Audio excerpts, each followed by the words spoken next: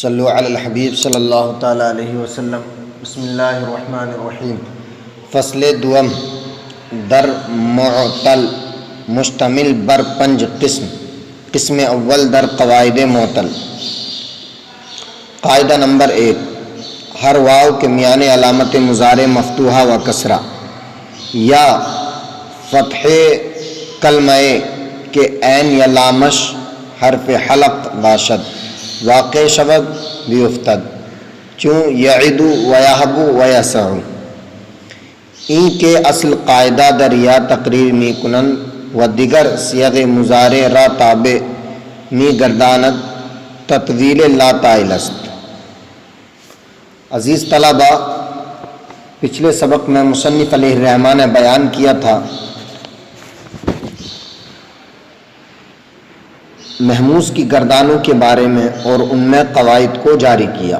آپ حضرات نے اس کو اچھی طریقے سے سمجھا، لیکن مصنف علیہ الرحمٰن نے اس سے پیچھے بھی آپ کے سامنے بات بیان کی تھی کہ باب سوم یعنی تیسرا باب جو ہے محموز و معطل و مضاف کی گردانوں کے بیان میں ہے اور ان تمام چیزوں کے بیان میں ہے، اور مشتمل ہے 3 فصلوں پر۔ برس فصل مشتمل ہے 3 فصلوں پر باب سوم۔ تو پہلے باب میں 2 فصلیں کی، یعنی پہلے باب کی 2 قسمیں ہوئی۔ قسم اول قواعد تخفیف محموز اور قسم دوم گردان ہائے محموز۔ اب مصنف علیہ الرحمٰن دوسری فصل کو ذکر کر رہے ہیں، تیسرے باب کی دوسری فصل کو، اور اس فصل میں بتائیں گے کہ محموز کے قواعد۔ پہلی فصل میں تو یہ بتایا تھا محموز کے قواعد کو، لیکن فصل دوم میں اب بتائیں گے معطل کے قواعد کو، اور یہ فصل 5 قسم پر مشتمل ہے۔ قسم اول معطل کے قواعد کے بیان میں آپ اس بات کو جان لیں کہ معطل کس کو کہتے ہیں۔ معطل وہ ہوتا ہے جس کے اصلی حروف میں حرف علت ہو۔ حرف علت واو، الف اور یا کو کہتے ہیں، جن کا مجموعہ وائے ہوتا ہے۔ اب مصنف علیہ الرحمٰ قواعد کو ذکر کر رہے ہیں۔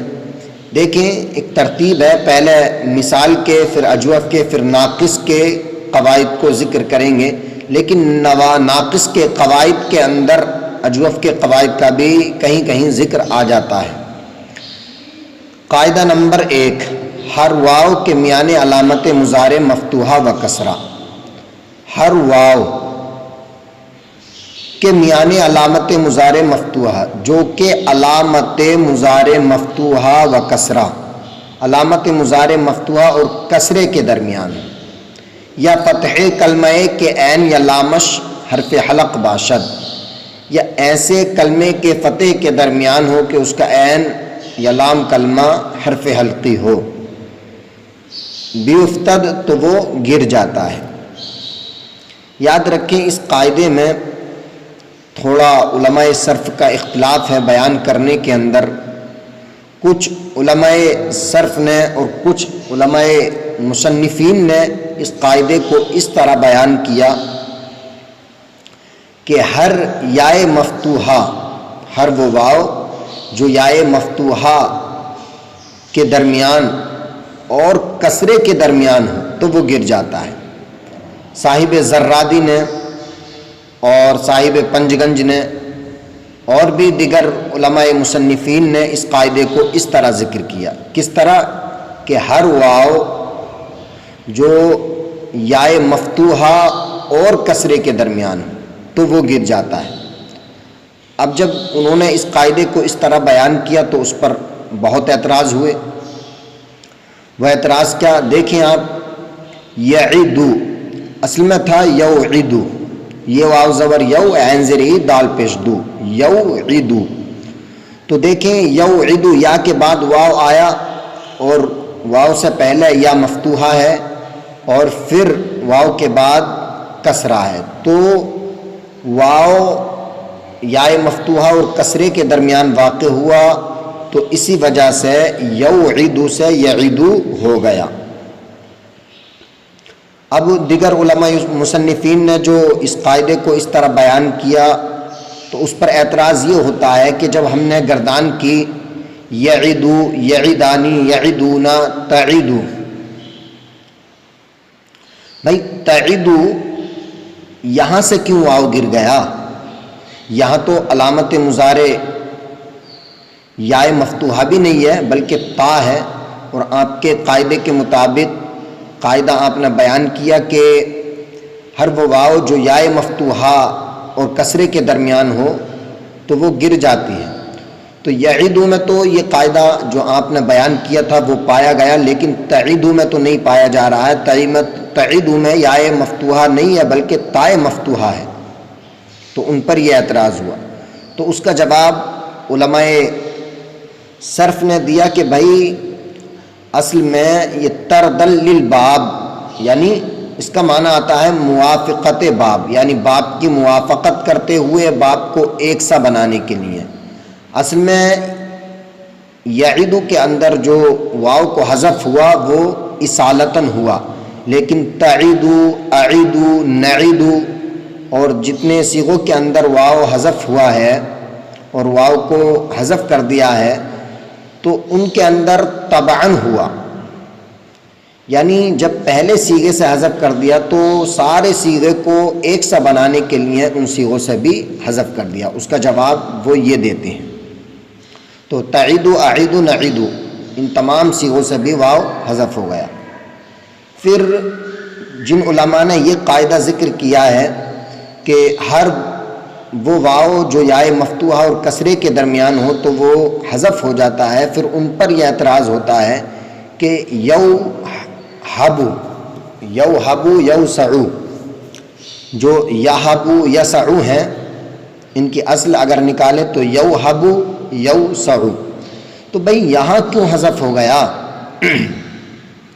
یہاں تو علامت مضارع مفتوحہ ٹھیک ہے، یا مفتوحہ ہے اور اس کے بعد کسرہ تو ہے بھی نہیں، بلکہ یوہبو عین کلمہ جو ہے وہ مفتوح ہے، اور یہ یا مفتوحہ اور ہائے مفتوحہ کے درمیان واقع ہے یہبو میں، تو یہاں کیوں حذف ہوا؟ یہ اعتراض ہوتا ہے. اور اسی طرح یوسعو میں کہ یا مفتوحہ اور عین کے مفتوح ہونے کے ساتھ ساتھ یا مفتوحہ اور جو یوسعو میں سین جو ہے عین کلمے کے مقابلے میں ہے، تو اب یہ واو یا مفتوحہ اور سین مفتوحہ کے درمیان واقع ہوا تو یہاں کیوں حذف ہو گیا؟ آپ کا قاعدہ تو یہ ہے کہ یا مفتوحہ اور کسرے کے درمیان ہو تو حذف ہو جاتا ہے، یہبو یسعو سے کیوں حذف ہو گیا؟ تو پھر وہ علماء صرف اس بات کا بھی جواب دیتے ہیں کہ بھئی اصل میں یہبو اور یسعو میں یہ ہا اور سین جو ہیں یہ حروف حلقی ہیں، اور حروف حلقی کتنے ہیں؟ وہ 6 ہیں، حمزہ ہا، عین ہا، غین خا. تو ہا اور سین، حمزہ ہا، عین ہا اور غین خا. تو یہبو میں حرف حلقی کون سا ہے؟ ہا. اور یسعو میں حرف حلقی عین ہے نا. تو یوسعو. تو اب دیکھیں اس کا جواب انہوں نے یہ دیا کہ بھائی اصل میں اس وجہ سے یوہبو یوسعو میں حذف ہو گیا کہ اصل میں یہ تھے یوہبو ہی تھے، اصل میں کیا تھے؟ یوہبو تھے، یوسعو ہی تھے. لیکن جب یوہبو میں حرف حلق چونکہ حلق سے ادا ہوتا ہے، اس کے ادا کرنے میں دقت پریشانی ہوتی ہے، اور کسرہ جو ہے وہ بھی ثقیل حرف ہے، تو دو ثقیل حرف ایک جگہ جمع ہوئے تو اس وجہ سے یوہبو میں ہا کو فتح دے دیا، اس کسرے کو فتح سے بدل دیا آسانی کے لیے. اور یوسعو میں دیکھیں سین پر یعنی عین کلمہ جو ہے اس پر فتح ہے، اور پھر عین کلمہ جو ہے لام کلمے کے مقابلے میں حرف حلقی ہے. اب جب حرف حلقی ہے تو فتح بھی ثقیل حرف ہے اور عین بھی حرف حلقی ہے، چونکہ اس میں بھی ثقل آتا ہے. تو اسی کی مناسبت کرتے ہوئے عین کلمہ یعنی جو سین کلمہ ہے عین کلمے کے مقابلے میں اس کو فتح کی جو حرکت تھی اس کو یعنی کسرے کی جو حرکت تھی اس کو فتح سے بدل دیا، یہ ثقل سے بچنے کے لیے. اس لیے یوہبو اور یوسعو میں اس واو کو حذف کر دیا۔ اصل میں بات وہی ہے یہبو یسعو، لیکن مصنف علیہ الرحمہ اس قاعدے کو اس انداز میں پیش کریں گے، ان پر کوئی اعتراض ہی نہیں ہوگا۔ مصنف علیہ الرحمہ کا بہت ہی پیارا انداز ہے بیان کرنے کا، اور ان تمام تر علماء صرف کا جنہوں نے اس قاعدے کو بس اس اختصار کے طور پر پیش کیا ہے، ان کا رد فرمائیں گے۔ دیکھیں قاعدے کے اندر قاعدہ نمبر 1، ہر واو کے میانے علامت مضارع مفتوحہ و کسرہ۔ ہر وہ واو جو علامت مضارع مفتوحہ اور کسرے کے درمیان ہو، میان مانے درمیان، ہر واو کے میانے علامت مضارع مفتوحہ و کسرہ، ہر وہ واو کے میانے علامت مضارع جو کہ علامت مضارع مفتوحہ اور کسرے کے درمیان ہو۔ اب دیکھیں دیگر مصنفین نے کہا کہ بھائی ہر وہ واو جو یا مفتوحہ، اب مصنف علیہ الرحمہ نے کہا علامت مضارع مفتوحہ۔ اب جب علامت مضارع مفتوحہ آ گئے تو یعدو، تعدو، اعدو، نعدو تمام صیغے آ گئے، تو مصنف علیہ الرحمہ پر اب اس صورت میں کوئی اعتراض واقع نہیں ہوگا۔ تو بتا رہے ہیں ہر وہ واو کے میانے علامت مضارع مفتوحہ و کسرہ، ہر وہ واو جو علامت مضارع مفتوحہ اور کسرے کے درمیان ہو۔ اب دوسری صورت بتا دی کہ یوہبو یوسعو، ہے نا، جو تم اس میں یہ کہہ رہے ہو یوہبو تھا یوسعو تھا، یہ بلا وجہ کی طوالت ہے، قاعدے کو اچھی طریقے سے پیش کرو تاکہ کوئی اعتراض ہی نہ کرے، آپ پر کوئی اشکال ہی نہ کرے۔ تو مصنف علیہ الرحمہ بیان فرما رہے ہیں کہ فتحہ کلمہ کے عین یا لامش حرف حلق باشد، یا ایک صورت تو یہ ہو گئی کہ ہر وہ واو جو علامت مضارع مفتوحہ اور کسرے کے درمیان ہو۔ دوسری صورت بتا رہے ہیں کہ یا فتحہ کلمہ کے عین یا لامش حرف حلق باشد، یا ایسے کلمے کے فتح کے درمیان ہو کہ اس کا عین یا لام حرف حلقی ہو، واقع شود، واقع ہو بھی افتد گر جاتا ہے۔ یعنی دوسری صورت یہ ہوئی کہ اگر پہلی صورت تو یہ کہ ہر وہ واو جو علامت مضارع مفتوحہ اور کسرے کے درمیان ہو، جیسا یوعدو تو وہ حذف ہو جاتا ہے۔ دوسری صورت علامت مضارع مفتوحہ اور کسرے کے درمیان تو نہیں ہے، البتہ فتح ہے، لیکن فتح اس حرف پہ ہے، اس کلمے میں فتح ہے کہ اس کے عین یا لام کلمے کی جگہ حرف حلقی ہے، تو اس صورت میں بھی یہ واو حذف ہو جائے گا۔ اور یہبو یسعو یہی صورتیں ہیں کہ دیکھو یوہبو تھا، علامت مضارع مفتوحہ پائی گئی، اس کے بعد حرف حلقی ہے اور وہ اس پر فتح ہے۔ اور اسی طرح یوسعو میں دیکھیں، یوسعو میں یا علامت مضارع مفتوحہ ہے اور اس کے بعد لام کلمے کی جگہ حرف حلقی عین ہے، تو یہ قاعدہ جاری ہو جائے گا۔ مصنف علیہ الرحمہ نے بتایا، دیکھیں قاعدے کے اندر ایک بار اور، ہر وہ واو کے میانے علامت مضارع مفتوحہ، ہر وہ واو جو کہ علامت مضارع مفتوحہ و کسرہ، علامت مضارع مفتوحہ اور کسرہ کے درمیان اس واقع جو آگے عبارت آ رہی ہے واقع شبد، یہاں اس کا ترجمہ لگا لے واقع شبد واقع ہو، ہے نا۔ اب پھر دیکھیں یا فتحہ کلمہ یا ایسے کلمے کے فتح کے درمیان ہو کہ عین یا لامش حرف حلق باشد، کہ جس کا عین یا لام حرف حلقی ہو، ہے نا، واقع شبد یا جس کا عین یا لام کلمہ حرف حلقی ہو، ہاں واقع، تو اس کے درمیان اگر واقع ہو تو بیفتد گر جائے گا۔ چوں یعدو، اب اس کا ترجمہ پورے کا اس عبارت کو چھوڑ کر نہیں کروں گا میں، دیکھیں ہر وہ واو کے میانے علامت مضارع مفتوحہ و کسرہ، ہر وہ واو جو علامت مضارع مفتوحہ اور کسرے کے درمیان ہو، یا فتح کلمہ کے عین یا لامش حرف حلق، یا ایسے کلمے کے فتح کے درمیان ہو کہ اس کا عین یا لام حرف حلقی ہو، واقع شبد واقع ہو، اس صورت میں تو بیفتد گر جائے گا۔ یہ اس کا لفظی ترجمہ ہوا۔ چوں یعدو و یہبو و یسعو، جیسے یعدو یہبو یسعو، این کے اصل قاعدہ در یا تقریر می کنند، یہ بات کہ اصل قاعدہ یا میں تقریر کرنا یا میں تقریر کرتے ہیں، و دیگر صیغ مضارع رتابے می گرداند، اور مضارع کے دوسرے صیغوں کو تابع کر دیتے ہیں، یہ تطویل لا طائل است، یہ بلا وجہ کی تطویل ہے، بلا وجہ کی بات ہے۔ تطویل کا معنی آتا بیہودہ بات، لا تائل یعنی لا معنی نہیں، تائل معنی نفع، تو لا فائدہ ہے، یعنی یہ بلا وجہ کی تطویل ہے۔ تطویل لا تائل است، یہ بلا وجہ کی تطویل ہے، بے فائدہ ہے نا۔ جو قاعدہ ہم نے ذکر کیا وہی ٹھیک ہے، وہی اصل ہے۔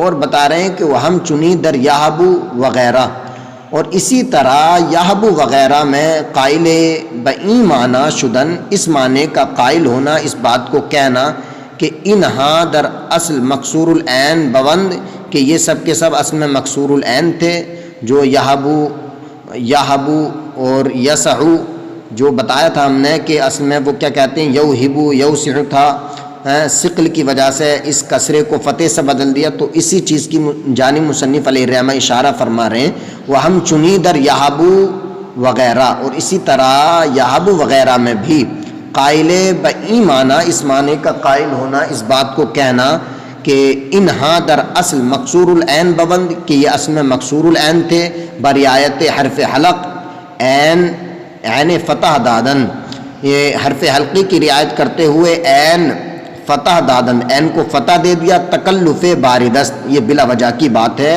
ٹھنڈا تکلف ہے، یعنی بیہودہ بات ہے، یہ غلط بات ہے۔ تقریر درست برائے قاعدہ ہمی است کے کر دے، تقریر درست صحیح بات، اچھا قاعدہ جو ذکر کیا ہے، تقریر درست اچھی بات، اور اچھی تقریر جو ہم نے ذکر کی ہے، اچھی تقریر یعنی صحیح بات برائے قاعدہ، اس قاعدے کے لیے ہمی است وہی ہے کہ کر دے جس کو ہم نے بیان کیا ہے۔ تقریر درست صحیح بات برائے قاعدہ، اس قاعدے کے لیے ہمی است وہی ہے کہ کر دے جس کو ہم نے بیان کیا ہے۔ وہ صاحب منظوم نیک، اور صاحب منظوم نیک یہ کتاب کا نام ہے منظوم، تو منظوم نیک کے صاحب نے یعنی منظوم نیک کے مصنف نے یہ تقریر را نوشتہ، اس تقریر کو لکھا ہے جس تقریر کو ہم نے بیان کیا ہے۔ تو جس طرح مصنف علیہ الرحمہ نے اس قاعدے کی تقریر کی، تو ایسا لگتا ہے کہ مصنف علیہ الرحمہ پہ کوئی اعتراض ہی نہیں ہوتا ہے۔ دیگر مصنفین نے جو اس قاعدے کی تقریر کی اس پر اعتراض ہوتے ہیں اور اس پر بہت اشکالات ہوتے ہیں، تو اس وجہ سے بچنا چاہیے، جو مصنف علیہ الرحمہ نے بیان کیا اسی کے مطابق قاعدے کو رٹنا چاہیے۔ وآخر دعوانا الحمدللہ رب العالمین۔